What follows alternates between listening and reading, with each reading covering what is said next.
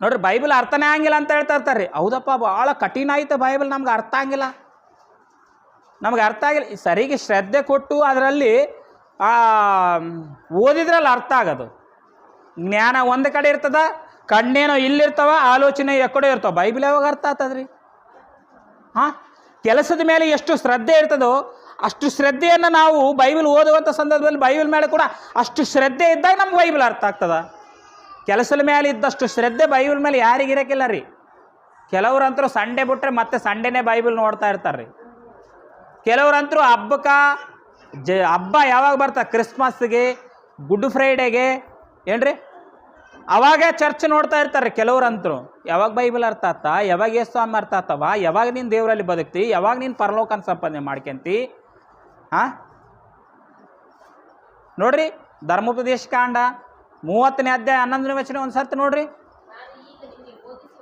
ನಾನು ಈಗ ನಿಮಗೆ ಬೋಧಿಸುವ, ಏನಂತ ಹೇಳಿದ, ನಾನು ಈಗ ನಿಮಗೆ ಬೋಧಿಸುವ ಧರ್ಮೋಪದೇಶವನ್ನು ನಿಮಗೆ ಗ್ರಹಿಸುವುದಕ್ಕೆ ಕಷ್ಟವೂ ಅಲ್ಲ ಅಂತ ಹೇಳ್ತಾನೆ. ಕಷ್ಟ ಏನಲ್ಲ, ಗ್ರಹಿಸಿಕೊಳ್ಳುವ ಬುದ್ಧಿ ಇರಬೇಕು ಏನ್ರಿ, ಗ್ರಹಿಸಿಕೊಳ್ಳುವ ಮನಸ್ಸಿರ್ಬೇಕ್ರಿ, ಅವಾಗೆ ಅರ್ಥ ಆಗ್ತದ. ಏನಿರ್ಬೇಕಂತ ಹೇಳ್ತಾನ್ರಿ ಇಲ್ಲಿ, ಗ್ರಹಿಸುವುದಕ್ಕೆ ಕಷ್ಟವಾದದ್ದೇನಲ್ಲ, ಹೊಂದುವುದಕ್ಕೆ ಅಸಾಧ್ಯವಾದದ್ದೇನಲ್ಲ. ಇದು ಮೇಲಣ ಲೋಕದಲ್ಲಿರುವ ಮಾತಲ್ಲ, ನಿಮಗೋಸ್ಕರ ಮೇಲಣ ಲೋಕವನ್ನು ಹೇರಿ ಅದನ್ನು ತಿಳಿದುಕೊಂಡು ಬಂದು ನಿಮಗೆ ತಿಳಿಸುವಂಥ ಶಕ್ತರು ಯಾರಿದ್ದಾರೆ? ಇದ್ದರೆ ನಾವು ಕೇಳಿ ಕೈಗೊಂಡೆವು, ಅಂದುಕೊಳ್ಳುವುದಕ್ಕೆ ಅವಕಾಶವೇನೂ ಇಲ್ಲ.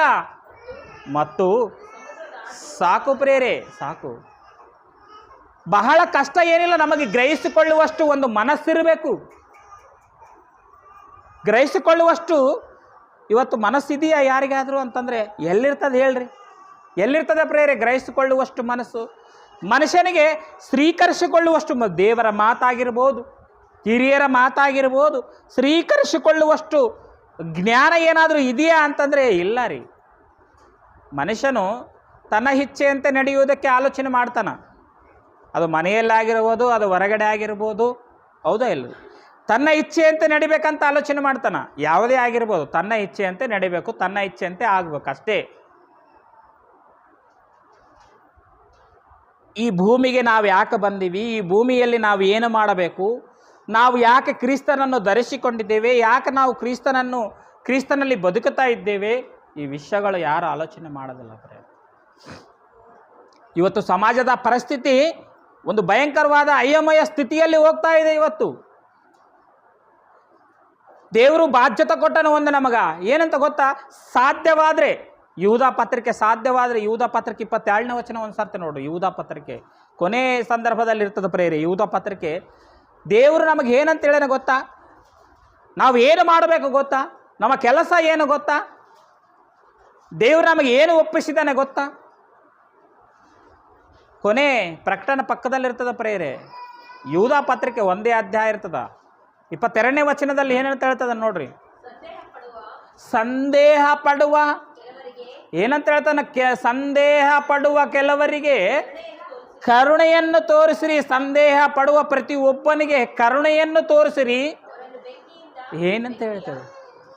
ಅವರನ್ನು ಬೆಂಕಿಯ ಬಾಯಿ ಒಳಗಿಂದ ಎಳುಕೊಂಡು ರಕ್ಷಿಸಿರಂತ ಹೇಳ್ತಾ ಇದ್ದಾನೆ. ಸಂದೇಹ ಪಡುವರು ಈ ಭೂಮಿ ಮೇಲೆ ಬಹಳಷ್ಟು ಜನ ಇದ್ದಾರೆ. ಕ್ರಿಸ್ತನ ಮೇಲೆ ಸಂದೇಹ ಪಡುವಂಥವ್ರು, ಪರಲೋಕದ ಮೇಲೆ ಸಂದೇಹ ಪಡುವಂಥವ್ರು, ಬೈಬಲ್ ಮೇಲೆ ಸಂದೇಹ ಪಡುವಂಥವ್ರು ಈ ಭೂಮಿ ಮೇಲೆ ಅನೇಕರಿದ್ದಾರೆ. ಅವರನ್ನ ಏನಂತ ಕರುಣೆ ತೋರಿ, ಅವರಿಗೆ ಕರುಣೆಯನ್ನು ತೋರಿ ಬೆಂಕಿಯ ಬಾಳಿ ಒಳಗೆ ಬೀಳದಂತೆ ಅವ್ರನ್ನ ಸ್ವಲ್ಪ ಜನರನ್ನಾದರೂ ಎಳ್ಕೊಂಡು ಏನು ಮಾಡ್ಬೇಕಂತ್ರಿ? ರಕ್ಷಣೆ ಮಾಡ್ಬೇಕಂತ. ಈ ಮಾತುಗಳನ್ನು ಎಲ್ಲ ಬಿಟ್ಟುಬಿಟ್ಟಾರ. ಶ್ರಮದಿನಗಳು, ಹೇಳು ಮಾತುಗಳು, ಈ ಮಾತುಗಳಿಂದ ಮಾತ್ರ ಬಿದ್ದಿದ್ದಾರೆ ಇವತ್ತು ಕ್ರೈಸ್ತವರು. ಇದರಿಂದ ಬಿದ್ದಾಗ ಇನ್ನು ಬೈಬಲ್ನ ಯಾವಾಗ ಅರ್ಥ ಆಗ್ತದ? ಇನ್ನು ಏನ್ರಿ ಪರಲೋಕ ಯಾವಾಗ ಸಿಗ್ತದ? ಆಲೋಚನೆ ಮಾಡ್ರಿ. ಸಮಾಜ ಸ್ಥಿತಿ ಹೇಗಿದೆ ಅಂತಂದರೆ ನಿಜ ಭಾಳ ಅಯಮಯ ಸ್ಥಿತಿಯಲ್ಲಿದೆ. ಬೈಬಲ್ ಓದೋಷ್ಟು ಪೇಷನ್ಸ್ ಇಲ್ಲ, ಬೈಬಲ್ನ ಓದಿ ಅರ್ಥ ಮಾಡಿಕೊಳ್ಳುವಷ್ಟು ಪೇಷನ್ಸ್ ಇಲ್ಲ, ಒಂದು ಅಧ್ಯಾಯನ ಪೂರ್ಣ ಓದಂಥ ತಾಳ್ಮೆ ಇಲ್ಲ, ಆಲೋಚನೆ ಇಲ್ಲ, ಭಕ್ತಿ ಇಲ್ಲ, ಭಯ ಇಲ್ಲ, ವಿನಯತೆ ಇಲ್ಲ, ಬೈಬಲ್ ಮೇಲೆ ಗೌರವ ಇಲ್ಲ, ಸರಿಯಾದಂಥ ಆಹ್ವಾನ ಇಲ್ಲ. ಇನ್ಯಾವಾಗ್ರಿ ಪರಲೋಕ ಸಿಗ್ತದ ಹೇಳ್ರಿ? ಇನ್ಯಾವಾಗ್ರಿ ರಕ್ಷಣೆ ಬರ್ತದ ಮನುಷ್ಯನಿಗೆ? ಮತ್ತು ಇಂಥವ್ರನ್ನ ಯಾರು ಕಾಪಾಡಬೇಕ್ರಿ? ಇಂಥವ್ರನ್ನ ಯಾರು ರಕ್ಷಿಸಬೇಕ್ರಿ? ನಾವೇ ಅಲ್ರಿ. Bible open university India international ನಲ್ಲಿರ್ತಕ್ಕಂಥ ಪ್ರತಿಯೊಬ್ಬರು ಇವತ್ತು ನಾವು ಆಲೋಚನೆ ಮಾಡಿದ್ದಾದರೆ ಒಬ್ಬರು ಖಾಲಿ ಇಲ್ಲ ರೀ. ಒಬ್ಬ ಪ್ರಿನ್ಸಿಪಲ್ನ ಮೊದಲುಗೊಂಡು, ಒಬ್ಬ ಅಡಿಷನಲ್ ಡಿಪ್ಯೂಟಿ ಡೈರೆಕ್ಟರ್ ಮೊದಲುಗೊಂಡು ಏನ್ರಿ ಡೈರೆಕ್ಟ್ರ್ವರೆಗೂ ಪ್ರತಿಯೊಬ್ಬರು ಖಾಲಿನೇ ಇಲ್ಲ. ಎಲ್ಲರೂ ಒಂದೊಂದು ಸಭೆ, ಒಂದೊಂದು ಗ್ರಾಮದಲ್ಲಿ, ಒಂದೊಂದು ಹಳ್ಳಿಯಲ್ಲಿ ಸಭೆಗಳನ್ನು ನಡೆಸ್ತಾ ಇದ್ದಾರೆ. ಯಾಕಂದರೆ ಸಂದೇಹ ಪಡುವಂಥ ಅವರಿಗೆ ಕರುಣೆಯನ್ನು ತೋರಿ ಬೆಂಕಿಯ ಬಾಯಿ ಒಳಗೆ ಬೆಳೆದ ಸ್ವಲ್ಪನಾದರೂ ರಕ್ಷಣೆ ಮಾಡಬೇಕು, ಸ್ವಲ್ಪ ಜನರನ್ನಾದರೂ ರಕ್ಷಣೆ ಮಾರ್ಗದಲ್ಲಿ ನಡೆಸಿ ದೇವರ ಸನ್ನಿಧಿಗೆ ನಡೆಸಬೇಕೆಂಬುವಂಥ ಆಲೋಚನೆ ಇವತ್ತಿನ ಕ್ರೈಸ್ತವರಿಗೆ ಇಲ್ಲ ರೀ.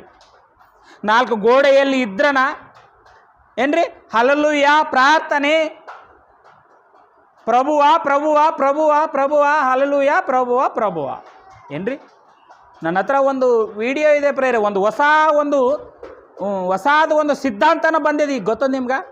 ಒಂದು ಹೊಸ ಸಿದ್ಧಾಂತನ ತಂದರ ಬೈಬಲ್ನಲ್ಲಿ ವಿಡಿಯೋ ಇದೆ, ಬೇಕಾದ್ರೆ ನೆಕ್ಸ್ಟ್ ಯಾವಾಗ ನಾನು ತೋರಿಸ್ತೇನೆ ರೀ. ನೀವಿಲ್ಲ ಈ ಪ್ರೇಯರ್ ಮುಗಿದ ಮೇಲೆ ನೋಡ್ರಿ, ತೋರಿಸ್ತೇನೆ. ದೀಕ್ಷಾ ಸ್ನಾನ ಹೇಗೆ ಕೊಡ್ತಾ ಇದ್ದೀರಿ? ಹೇಗೆ ಕೊಡ್ತಾ ಇದ್ದೀರಿ ದೀಕ್ಷಾ ಸ್ನಾನ? ಹೇಗೆ ಕೊಡ್ತಾಯಿದ್ರು ನಿಮ್ಮೆಲ್ಲರಿಗೆ ಗೊತ್ತಿದೆ. ಕೆಲವರು ನೀರಿನ ಕ್ಷಮಿಸಿ ಕೊಡೋದು ಏನ್ರಿ, ಕೆಲವರು ಹಿಂಗೆ ಕೈ ಇಟ್ಟು ಬುಡಕ್ಕೆ ಹಿಂಗೆ ಹೋಗ್ಬಿಟ್ರೆ ದೀಕ್ಷಾ ಸ್ನಾನ ತೊಗೊಂಡಂಗೆ, ಕೆಲವರು ಮುಣಗಿಸಿ ಇತ್ಯಾದಿ ರೀತಿಯಲ್ಲಿ ಈಗ ಒಂದು ಹೊಸ ಸಿಸ್ಟಮ್ ಬಂದಿದೆ ಪ್ರೇರೆ. ದೀಕ್ಷಾ ಸ್ನಾನ ಕೊಡೋದು ಹೇಗೆ ಅಂತಂದರೆ, ಅದು ವಿಡಿಯೋ ತೋರಿಸಿದ್ರೇ ನಿಮ್ಗೆ ಬೇಸ್ ಆಗ್ಬೋದು ಅನ್ಕೊಂತೀನಿ, ಆದರೆ ಸಮಯ ಇಲ್ಲ ಏನ್ರಿ. ಒಬ್ಬ ಬೋಧಕ ಒಂದು ಬೋಗಣೆಯಲ್ಲಿ ನೀರು ಇಟ್ಕೊಂಡನ್ರಿ, ಒಂದು ಪಾತ್ರೆಯಲ್ಲಿ ನೀರು ಇಟ್ಕೊಂಡನ. ಅವ್ರು ಬರಬೇಕು, ಈ ನೀರು ತೊಗೊಂಡನ, ನೀರು ಹಾಕ್ಕೊಂಡನ, ಅದು ನಾವು ಉಳ್ತೀವಲ್ಲ ಬಾಯಿ ತೊಳ್ಕೊಂಡು ಹೆಂಗೆ ಉಳ್ತೀವಿ ರೀ ನೀರನ್ನ, ಹಂಗೆ ಉಳಿದ್ರೆ ದೀಕ್ಷಾ ಸ್ನಾನ ಅಂತ್ರಿ. ಅಂದರೆ ಎಂಥ ಸಿದ್ಧಾಂತನ ಇಷ್ಟಕ್ಕೆ ಬೈಬಲು ಇದು ನಮ್ಮ ದೇಶದವ್ರು ಅಲ್ಲ ರೀ ಇದು ಮಾಡ್ತಾ ಇರೋದು. ಆ ಕಡೆ ಆಫ್ರಿಕಾ ದೇಶ ಕಡೆ, ವೆಸ್ಟ್ ಇಂಡೀಸ್ ದೇಶ ಕಡೆ ಇರ್ಬೇಕ್ರಿ ಇದು. ಯಾವ ದೇಶಕ್ಕಾದ್ರೂ ಬೈಬಲ್ ಅರ್ಥ ಆಗಿದೆ ಅಂತಂದ್ರೆ ಇಲ್ಲ ರೀ. ಯಾವ ದೇಶಕ್ಕೂ ಕೂಡ ಬೈಬಲ್ ಅರ್ಥ ಆಗಿಲ್ಲ ರೀ. ಅಮೇರಿಕಾ ಅಂತೀರ, ಅಸಲು ಅರ್ಥ ಆಗಿಲ್ಲ ರೀ. ಇಂಗ್ಲೆಂಡ್ ದೇಶಕ್ಕಂತೀರ, ಇಲ್ಲ ರೀ. ಯಾವ ದೇಶಕ್ಕೂ ಕೂಡ ಬೈಬಲ್ ಸರಿಯಾಗಿ ಅರ್ಥ ಆಗಿಲ್ಲ. ಏನಾದರೂ ಬೈಬಲ್ ಸರಿಯಾಗಿ ಅರ್ಥ ಆಗಿದೆ ಅಂತಂದ್ರೆ ಅದು ನಮ್ಮ ದೇಶದಲ್ಲಿ ಇರ್ತಕ್ಕಂಥ ನಮ್ಮ ಆತ್ಮೀಯ ತಂದೆ ಆಗಿರ್ತಕ್ಕಂಥ ಜಯಶಾಲಿ ಪಿ ಡಿ ಸುಂದರ್ ಅವರಿಗೆ ಮಾತ್ರ ರೀ. ಅವರೇ ರೀ ಸತ್ಯನ ಏನ್ರಿ ಪರಲೋಕದ ಗುಟ್ಟನ್ನು ಅಂದಿನಿಂದಲೇ ಯೇಸು ಕ್ರಿಸ್ತು ಅಪೋಸ್ತಲರಿಗೆ ತಿಳಿಸಿದ, ಅಪೋಸ್ತಲರು ಸರ್ವಲೋಕಕ್ಕೆ ತಿಳಿಸಿದರು. ಆ ಸರ್ವಲೋಕದಲ್ಲಿ ಕೂಡ ತಿಳ್ಕೊಂಡವ್ರು ಯಾರಾದರೂ ಇದ್ದಾರೆ ಅಂತಂದರೆ ಅದು ಒಬ್ಬರು ನಮ್ಮ ಆತ್ಮೀಯ ತಂದೆ ಆಗಿರ್ತಕ್ಕಂಥ ಶ್ರೀ ಜಯಶಾಲಿ ಪಿ ಡಿ ಸುಂದರ್ ಅವರು. ಅವರೇ ಇವತ್ತು ನಮಗೆ ತಿಳಿಸಿದ್ದಾರೆ. ಆ ಒಂದು ಜ್ಞಾನದ ಮುಖಾಂತರನೇ ಇವತ್ತು ಅನೇಕ ಗ್ರಾಮಗಳಿಗೆ, ಅನೇಕ ಜನರಿಗೆ ಸುವಾರ್ತೆಯನ್ನು ಸಾರ್ತಾ ಇದ್ದೀವಿ ರೀ. ಇಲ್ಲಾಂದ್ರೂ ನಾವು ಕೂಡ ಏನ್ರಿ ಎಲ್ಲಿ ಬೇಕಲ್ಲಿ ಅದೇನಂತಾರಲ್ರಿ, ಯಾವ ಚರ್ಚ್ಗಳು ಹಲ್ಲೆಲೂಯ ಅನ್ಕಂತ ಕುಂದ್ರೋರಿ ನಾವು ಕೂಡ ಪ್ರೇರೆ. ನಿಜವಾಲ್ರಿ, ಕ್ರಿಸ್ತನು ಆಡಿದಂಥ ಮಾತಿನಲ್ಲಿ ಪರಮಾರ್ಥ ಯಾರಿಗೆ ಅರ್ಥ ಆಗಿದೆ ಹೇಳಿ? ಯಾರು ಅರ್ಥ ಮಾಡಿಕೊಳ್ತಾ ಇದ್ದಾರೆ ಹೇಳ್ರಿ? ಯೇಸ್ವಾಮಿ ಏನಂತೇಳಿ ನಾವು ಹೋದ್ರಿ, ಯೆರೂಸಲೇಮ ಸ್ತ್ರೀಯರೇ